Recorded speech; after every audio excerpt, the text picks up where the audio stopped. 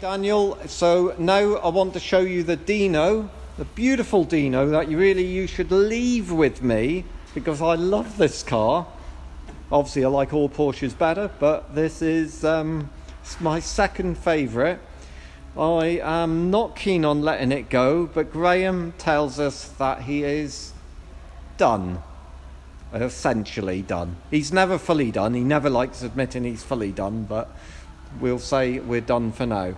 So let's go through what we've done then, Graham. Right, on your Dino, Daniel, we've done essentially two lots of work. First lot's the air conditioning, and the second lot was a little a snagging list that I went through and bits and pieces. So we'll start with that. In the middle, your engine. Replace the engine mounts. They were in a bit of a state. The rubbers were all cracked and perished. I mean, it gets really hot in there, so I've put a full set of engine mounts on that. And the car definitely runs smoother. Oh yeah, absolutely. So there's all the engine mounts. Also, whilst I was in that area, just fast forward into the air conditioning, I've fitted a larger alternator because it needed that to power the air conditioning pump and what have you. So whilst we're in there, I did that. I just put the lid,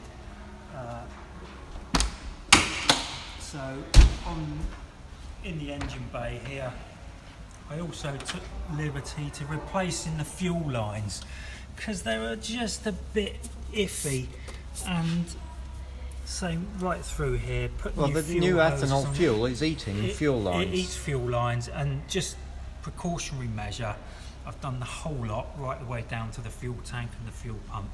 So all rubber fuel lines are done? All rubber fuel lines are done. Yep.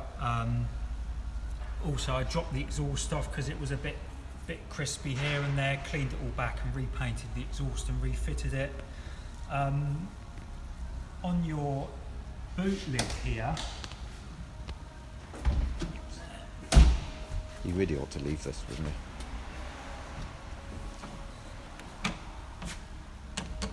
It just, I mean, it's a Italian design. It feels very weak on here. Fragile. So there's a bonnet prop there for you, Daniel, that you just extend out, and just if you do go in there, just use it just to take the weight off of it, because I'd hate to damage it. I've seen that. It's the easiest. Yeah. It's the easiest option really, and it's to do that. Some of the other bits I did on the snagging list was there were some horrible screws fitted around your reversing light that had some horrible building screws in there, so I put some nice chrome ones back in. Oh, that's correct, yeah. Yeah. Okay. And also on the tops of the doors, I put some, these had some horrible Phillips screws in there again. So we replaced them. And that's correct with a slotted thing. I spotted that when I took the car home that time. So, and also, your fire extinguisher, it had a fire extinguisher in it. It was rolling around in the back. It was 2012. So I've put a fresh fire extinguisher in there behind the driver's seat. Precautionary measure. And it's bolted in, Graham, or not? It's bolted in. Yep. So you just, I always advise to pop them in. Yep. I think that I tweaked the front bumpers a bit. Yeah, the front bumpers I remember were crooked, and there was. They're not 100% perfect because. Well, that's a hell of a lot better, though. It's an awful lot better. So. Okay, I don't like crooked bumpers on a Dino. The other thing I did whilst I was doing the air conditioning, I noticed the wipers were seized up. So I've removed the wiper motor and the linkage, and this wiper arm was seized in the shaft. So I've taken that all apart, lubricated it, put it back together. That's all working. Okay. If you ever drive it in the rain. Tell them about the ignition that I found. So Adrian, master, brilliant master electrician, burnt my finger. Whilst we were doing the air conditioning, and I was at the final stages of running the car, Adrian just so happened to lean on the fuse box, and this wire here was really hot, and that's your feed from your ignition switch that runs up to the fuse box and it goes off to the various parts of the car. and it was loose, and so it's a bad contact, which was allowing that to get really, really hot. So I've gone through all your wires, I've tightened them all up, and I've cleaned all the fuses and what have you, and that's just cured that. But it's a little thing like that.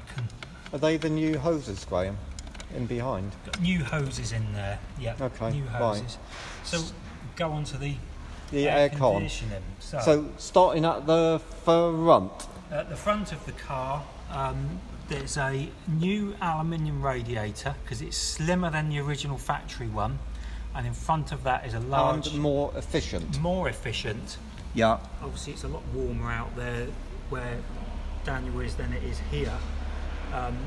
Works beautifully, and in front of that is a very large air conditioning condenser. Yeah. And it's got 2 fans on that, electric fans. So we've got rid of, taking the original Dino cooling fans off because they are 50-year-old and they looked terrible. Yeah. So and like the chances of them being reliable and efficient was slim. So you got high efficiency electric fans on the front of the Dino, which will help your cooling and your air con. So those are also wired in to work with your air conditioning and your cooling. So they'll cool the condenser via the air conditioning, and then when the car gets up to certain temperatures, it overrides that and keeps the car cool. And I've had this idling for a long time, doesn't get hot, so it works really well. Okay. Underneath your spare wheel in the battery compartment is now a modern dry cell battery. Okay. A high performance, almost like a race type battery. That's mounted in there along with an... Same performance as normal lead acid? More than. Okay. More than. So it's a very powerful battery. And next to that is an air conditioning pump, an electric one. Right. And that's where we've hidden it. That's where we've hidden it. So we've managed to hide the aircon pump out in the front, somewhere by the battery, by putting in a smaller battery which has more power, and it's a modern aircon pump. Still fully accessible like the original battery, so you've got no worries about getting to it. Okay, and I see you've got a charger Yeah, there. they had an original charging port, and I've left that. That's all plumbed back in, so that should work. Now, the actual the evaporator unit, the bit that produces the cool air, I did have it mounted underneath the car and operating. It just wasn't efficient enough, and wasn't happy with the way it performed. So we haven't had. This has been it's been a challenge, but we've done it. The original idea to get things underneath the car and hidden was great, and we had it all operational, but by the time the air came through the pipes, it had lost a lot of its temperature, so we had to abandon that idea and reconfigure it a little bit. So this is where it works. So it's now a very simple system. So underneath your dashboard here is a small, very economical evaporator unit, and I've extended the box on the front and mounted some eyeball vents, and essentially when you're running the car and you're driving it, you've got 1, 2, 3 speeds. That's it. That's all. You switch it on and switch it off with that. Now the electric pump for the air conditioning draws a lot of current, and we've got a really big alternator on the car to feed the electric pump. But even when the car is idling at a set of traffic lights, it's not got enough power idle to run the pump. But the pump is very clever, and it senses that, and it shuts down when it's idling. As soon as you bring the revs up, the pump cuts in. So it's almost like a fail-safe system. It stops the pump from pulling all the power from the battery and draining your battery down. Okay.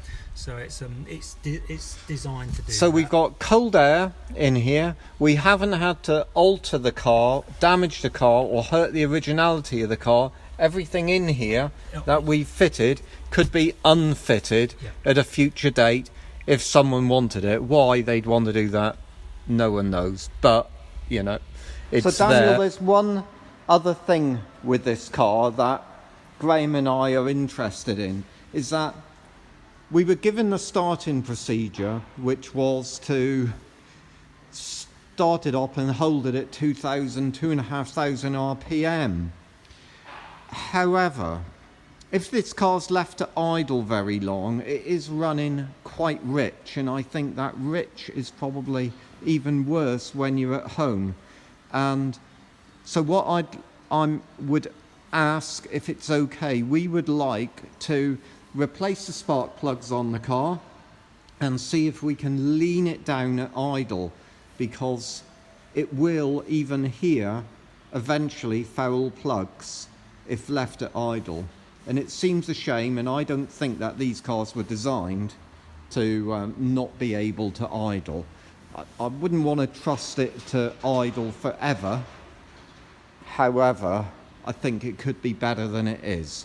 So once you've seen the video, perhaps just come back to me and tell me if you'd like us to quickly tackle that. Okay? Thanks, Daniel. It's really appreciate doing the work on this, and it's been a challenge, mind, but really enjoyed having the car. So thank you for your support.